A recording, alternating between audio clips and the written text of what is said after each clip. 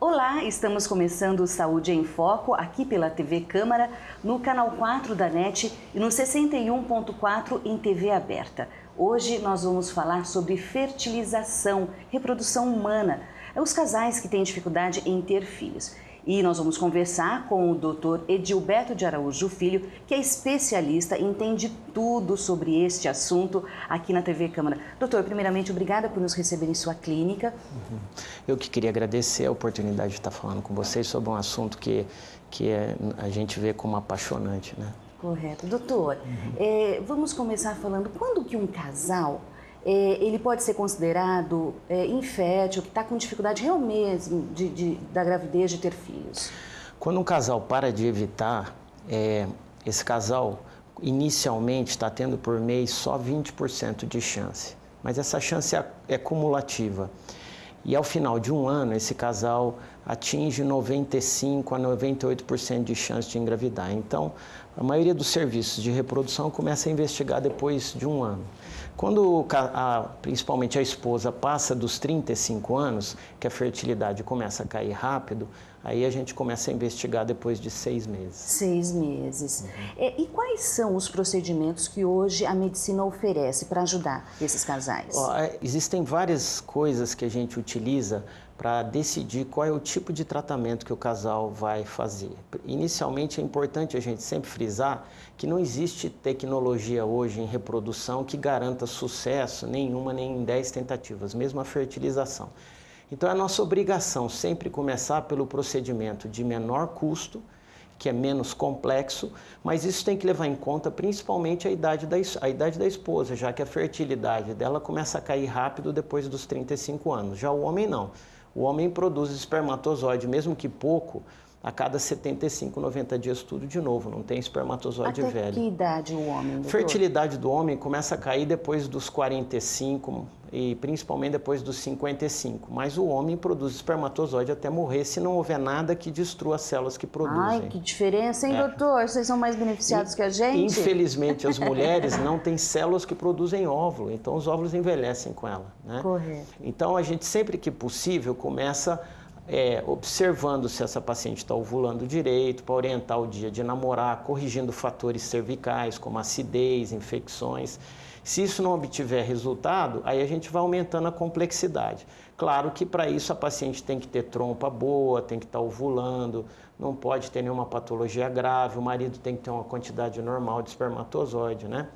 Se a gente não obtém resultado assim, um passo acima do coito programado, que é namorar em casa, é pegar os espermatozoides do marido, selecionar os melhores e colocar nas trompas. Aí, nesse caso, a técnica chama? Inseminação simples. Inseminação simples. Essa técnica, a gente tenta até 4 tentativas, que a chance vai se acumulando. Se ela não engravidar em 4 tentativas, ou a trompinha não está captando o óvulo, ou os espermatozoides não estão fertilizando o óvulo. Aí a gente muda para fertilização in vitro, que é uma técnica que você vai colher os óvulos, tem que estimular os ovários da esposa a produzir vários óvulos com medicamentos, e depois, antes deles romperem e ela ovular, a gente colhe os óvulos, guiado por ultrassom, sob sedação, e aí o biólogo, a embriologista, pega o espermatozoide, coloca dentro do óvulo e forma embriões que ela vai acompanhar por 2 a 5 dias para selecionar os melhores para colocar dentro do útero, né? Na fertilização, o Conselho já criou restrições para o número de embriões a serem transferidos, dependendo da idade, né? Para evitar gravidez de trigêmeos, quadrigêmeos, principalmente, que a complicação é alta. No caso, como é que fica o descarte dos que não são utilizados, doutor, hoje em dia? Então, o Conselho Federal de Medicina exige da gente que manter esses embriões até 5 anos para depois eles serem autorizados a ser descartados. Se o casal quiser descartar antes, ele tem que entrar com uma liminar na justiça solicitando ao juiz, o juiz autorizando, a gente encaminha para o Conselho Federal, o Conselho autorizando, a gente descarta os embriões antes desses 5 anos, né? Correto. Doutor, e a técnica de congelamento? Como é que funciona? Congelamento melhorou demais de uns 5 anos para cá. Antigamente a gente usava um equipamento que desidratava o embrião com um aparelho que chamava planner até menos 190 graus, mas o resultado no descongelamento era praticamente metade do afresco. Depois que desenvolveu uma técnica de congelar óvulos, que chama-se vitrificação, nós começamos a utilizar essa mesma técnica para os embriões e o resultado melhorou muito. Os embriões estão com uma taxa de sobrevida acima de 90% e no nosso serviço o descongelamento igualou a transferência fresca em termos de resultado. Alguns países da Europa estão preferindo congelar todos os embriões e transferir depois, porque eles alegam que o resultado é melhor. Essa não é a nossa experiência aqui, mas realmente de 2012 para cá o nosso resultado igualou a fresco e descongelamento. Agora, é uma luta de alguns anos para esses casais, é isso, doutor? Olha, a gente tem observado aqui que os casais, 1 em cada 4 casais estão tendo algum grau de dificuldade. Não é que 1 em cada 4 vai fazer fertilização. 1 em cada 4 casais estão procurando ajuda hoje. Porque os casais estão optando por ter filho mais tarde, né? O estresse está afetando muito a fertilidade masculina. O estresse é um dos causadores da endometriose, que é a patologia hoje, que hoje já ultrapassou a disfunção ovulatória, que é o ovário policístico. A nossa alimentação piorou muito, muito agrotóxico, muito hormônio. A gente tem observado uma queda impressionante na qualidade dos gametas, óvulo e espermatozoide no laboratório, e isso é por conta da alimentação. Depois a gente pede para procurar uma nutricionista, mudar o esquema de alimentação, corrigir alguns fatores, a gente observa uma mudança impressionante na qualidade dos gametas. Mas essa mudança seria procurar alimentos sem agrotóxicos somente? Sem agrotóxicos, sem hormônio, o mais natural possível, né? E prestar mais atenção na alimentação, fast food, que está sendo um grande problema, todo mundo sempre correndo. A vida moderna, né, o estresse libera muito radical livre, que afeta tanto o óvulo quanto o espermatozoide, né? Então tem que ter um controle emocional muito forte também desses casais. Eu acho que a média de idade das mulheres que estão procurando o nosso serviço hoje é acima de 37 anos. Há uns 5 anos atrás era 32, 33. Então as mulheres estão realmente deixando para ter filho mais tarde e é impressionante a quantidade de mulheres acima dos 40 que estão tentando ter filho e aí os óvulos já tem um risco maior de alteração cromossômica, uma chance de engravidar menor. Nós estamos vivendo um momento difícil, fora todo o estresse que o ser humano está passando. Né? De transição, né? De transição. Doutor, o senhor falou da endometriose, que ela é bastante preocupante para as mulheres engravidarem. Fala um pouquinho mais. A endometriose, ela é o revestimento interno do útero. O útero tem uma camada interna, uma mucosa que se chama endométrio. É esse tecido que todo mês cresce com um óvulozinho para receber o embrião lá dentro. Se a mulher não engravida, ela menstrua esse tecido. Desde os anos 90, com o advento do ultrassom endovaginal, a gente percebeu que as mulheres menstruam retrogradamente pelas trompas para dentro do abdômen. A maioria do fluxo menstrual sai externamente pelo canal vaginal, mas se você fizer um ultrassom na menstruação, vai ter sangue dentro do abdômen. As mulheres que têm endometriose são aquelas que o sistema imunológico, de alguma maneira, falhou em reabsorver eficazmente esse tecido endometrial que cai lá dentro e entra em contato com um tecido altamente vascularizado, que é o peritônio. A partir do momento que esse tecido que saiu para fora do útero aderiu e entrou em contato com o sistema vascular da mulher, ele vai responder aos hormônios dos ovários. Então, todo mês, quando a mulher menstrua, esse tecido que está fora do lugar dentro do abdômen vai menstruar. Por isso que o sintoma mais importante é a cólica menstrual intensa. Mas a gente tem observado aqui uma incidência cada vez maior de mulheres com endometriose inférteis sem sintomas.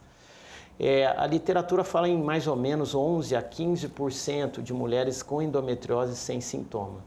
Mas nos casais que eu investigo aqui, quando eu não encontro causa nenhuma e que eu vou aprofundar a investigação, solicitando uma endoscopia que chama-se laparoscopia, 60% dessas mulheres que eu não tinha diagnóstico antes tinham endometriose. Endometriose. E se há um tratamento para endometriose ou cirúrgico que aí depois facilita, doutor? Elas Sim, quando você... podem ter esperança quem tem endometriose? Claro, sem dúvida. A endometriose, o mais complicado é que ela vai do grau 1, que é um grau leve, ao grau 4, que é um grau avançado, que já tem aderências na pelve, as trompas grudaram. Os graus iniciais, grau 1, grau 2, Em geral, os pacientes engravidam, né?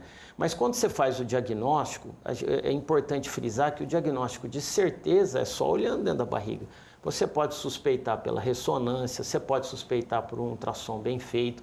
Muitas vezes a suspeita é muito grande, que você quase que pode afirmar, mas a certeza é endoscópica. E aí, se você lançou mão da laparoscopia, você já cauteriza, queima esses foquinhos, limpa, tira as aderências e muitas vezes a paciente engravida naturalmente depois. Correto. Os graus mais avançados, que têm aderências muito fortes, que comprometem intestino, bexiga, que esses graus é que vão para uma fertilização assistida, uma fertilização in vitro.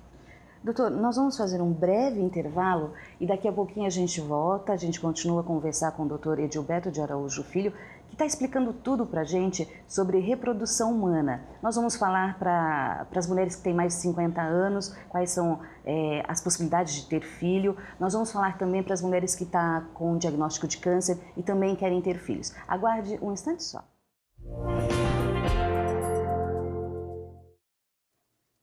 Julinha, não esquece o casaco. Julinha, não esquece o protetor solar. Julinha, não esquece de escovar os dentes. Você que está sempre se lembrando de proteger sua filha, não pode se esquecer da vacinação contra o HPV para meninas de 9 a 11 anos. Ela previne o câncer do colo de útero, que afeta 15 mil mulheres todos os anos. Procure uma unidade de saúde do SUS ou fique atenta ao período de vacinação nas escolas. Vacinação contra o HPV, proteção para a menina, saúde para a mulher. Bom, eu sempre fui assim uma pessoa muito ativa, sempre gostei de fazer mil coisas ao mesmo tempo, até ter a notícia do meu diagnóstico, a fibrose pulmonar. O diagnóstico foi dado em 2003 e eu fui controlando a doença até mais ou menos 2009. E para correr eu comecei a sentir alguma dificuldade, para subir a escada também. Até que em 2011 eu precisei usar oxigênio 24 horas. E tive que entrar em lista para a espera de um transplante de pulmão. Cada vez que o telefone tocava, né, era uma apreensão, será que chegou? Então a gente não quer sair de casa porque pode ser que nos chamem. Foi uma euforia quando ligaram e disseram assim, olha, a gente tem um órgão que provavelmente é para ti. Logo depois do meu transplante, quando eu estava com o meu presente, meu pulmão, a minha sensação melhor foi de respirar por mim mesma. O papel da minha família foi fundamental, porque me deram todo o apoio, todo o suporte que eu precisei. Além de ser uma transplantada, eu consegui ser transplantada e ser desportista. Nos Jogos Mundiais para os Transplantados, eu consegui a primeira medalha de ouro para o Brasil, nos 100 metros rasos, na minha categoria. Então, uma transplantada de pulmão unilateral, fazer uma prova de velocidade, eu considero uma grande superação. Esse pulmão que me foi dado me deu esse fôlego novo literalmente para a vida. Eu quero que outras pessoas transplantadas consigam esse novo fôlego. O que precisa para que as filas de espera para transplante diminuam é a pessoa se declarar doadora e avisar seus familiares. Unidos somos mais fortes, né? Para a Liege e outras pessoas que fizeram transplante, cada dia é uma vitória. Porque viver é uma grande conquista. Ajude mais pessoas a serem vencedoras. Seja doador de órgãos. Avise a sua família. Ministério da Saúde. É o governo federal trabalhando para o Brasil avançar.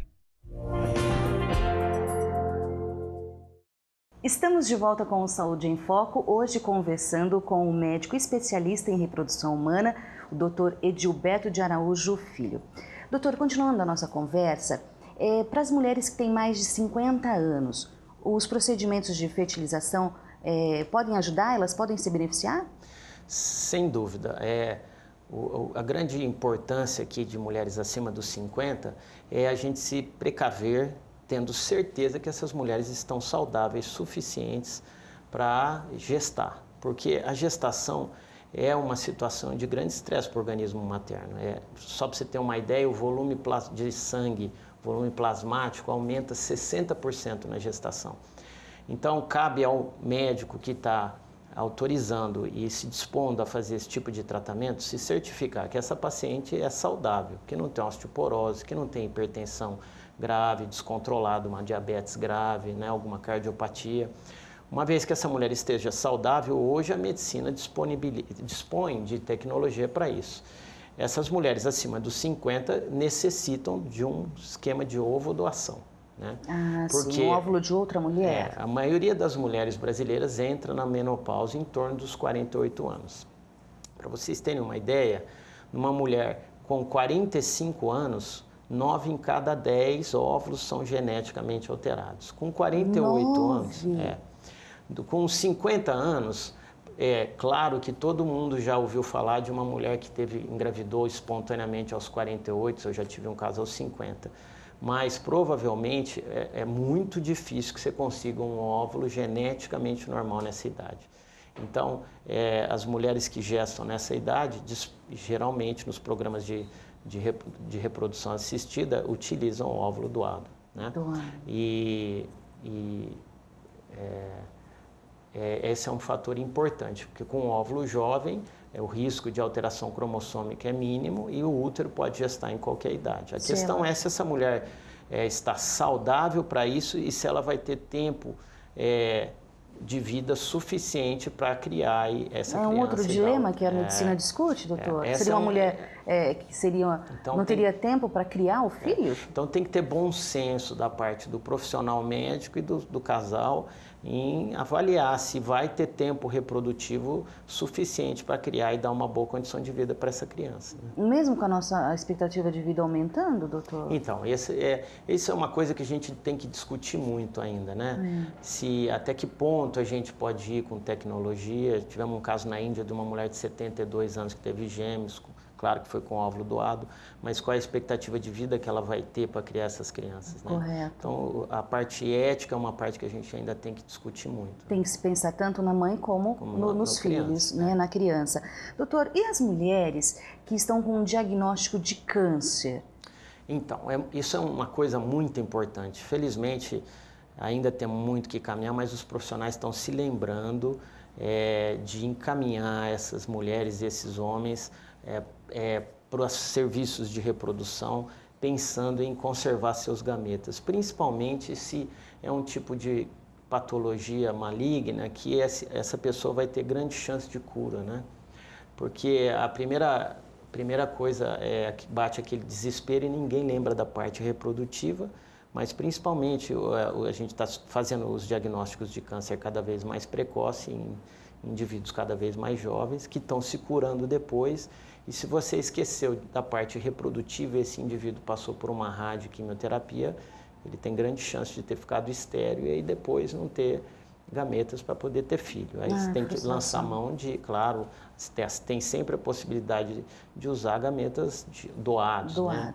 Mas é importante lembrar que a gente pode sim congelar o óvulo, a gente pode sim congelar espermatozoide, até tecido ovariano a gente conserva. Existe sim protocolo especial para estimular mulheres com câncer, mesmo estrogênio dependentes, tem protocolos especiais para isso, que já tem trials bem feitos, randomizados, que mostraram que não aumenta o risco para o câncer, já que a gente usa medicações que não deixam o estrogênio subir muito.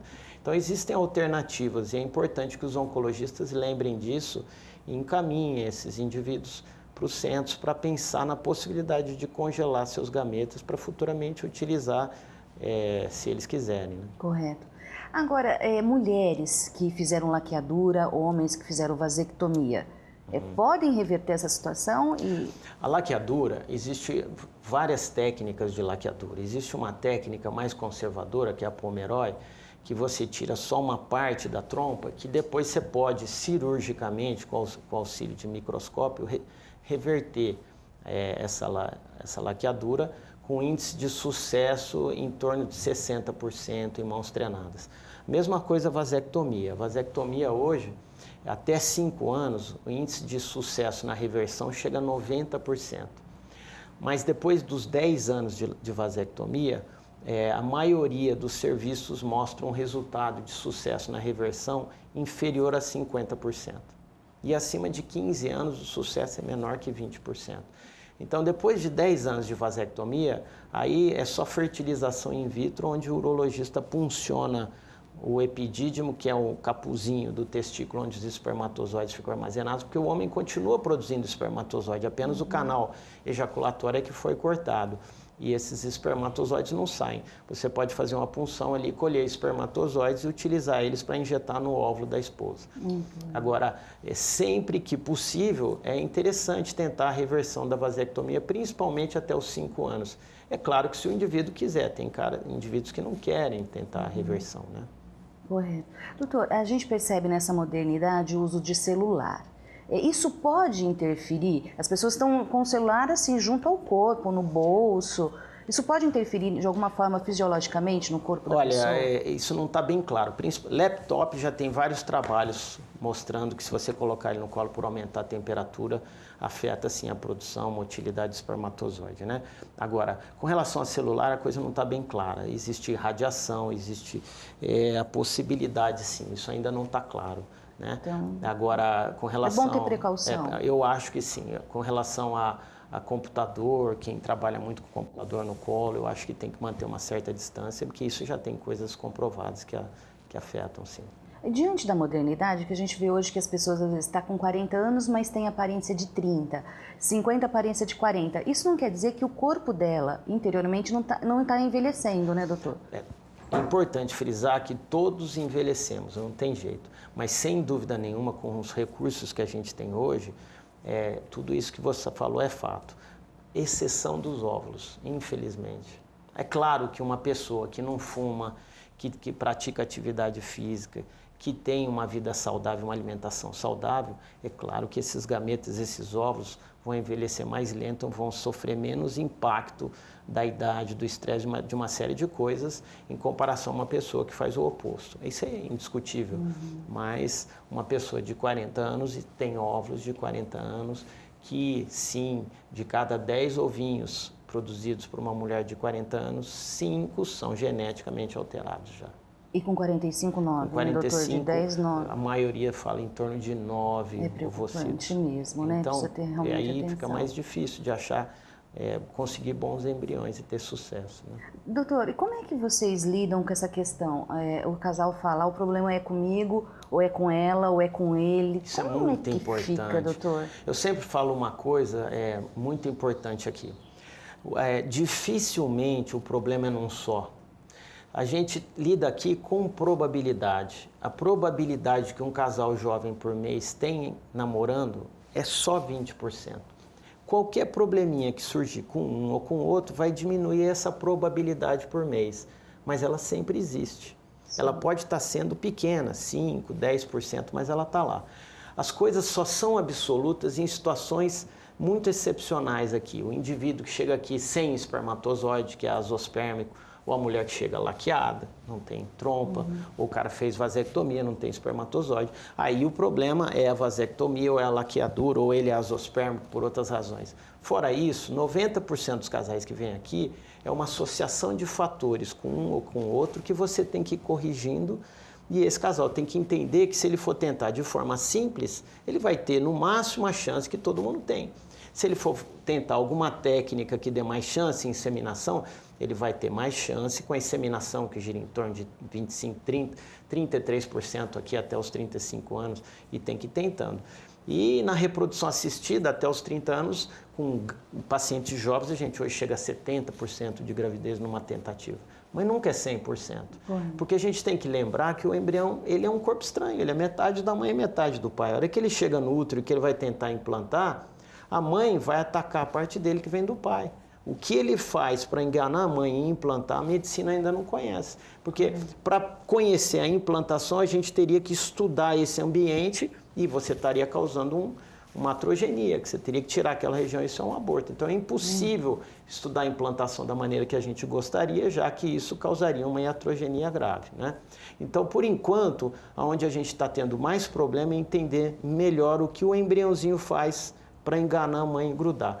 O primeiro filho é o mais problemático. Depois que a mãe tem um filho, o próximo fica mais fácil.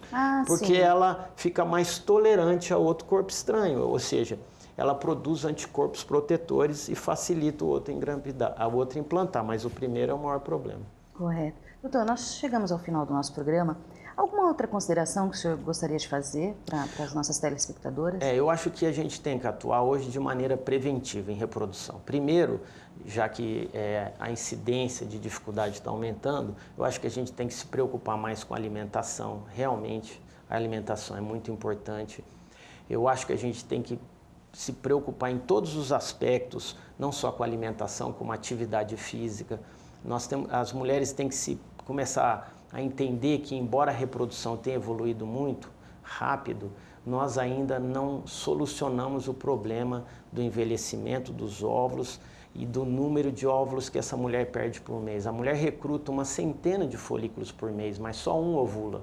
E nós não conseguimos fazer com que ela perca menos óvulos por mês. Portanto, eu acho que, embora todo mundo esteja procurando uma estabilidade financeira e econômica, quem tem intenção de ter filho, eu acho que tem que começar a repensar as coisas, né? E não deixar para tão para frente, porque realmente a gente está ficando muito preocupado com isso. Correto. E, por último, com relação aos pacientes com câncer, lembrar que existe tecnologia hoje, existe recurso, e que se o seu médico não lembrar, é importante ter na mente, ou algum parente lembrar, que existe esse recurso e é possível guardar seus gametas para no futuro pensar na parte reprodutiva. Né? Correto. Bem, e eu gostaria de lembrar que somente 9 centros no Brasil inteiro possuem atendimento no SUS para ajudar esses casais que querem ter filho. No estado de São Paulo são 3, o mais próximo é em Ribeirão Preto. Em Rio Preto não há. Doutor, eu gostaria de agradecer imensamente as suas explicações. A gente nota que você é um apaixonado por esse mundo, né, da reprodução humana, de gerar filhos, dar essa alegria para os casais. Muito obrigada por nos receber em sua clínica. Não, eu que agradeço, é um prazer essa oportunidade de divulgar o nosso serviço. Obrigada, doutor. E o Saúde em Foco fica por aqui. Hoje nós falamos sobre reprodução humana. Muito obrigada por sua atenção e até o próximo programa. E continue com a gente. TV Câmara, o canal do Legislativo.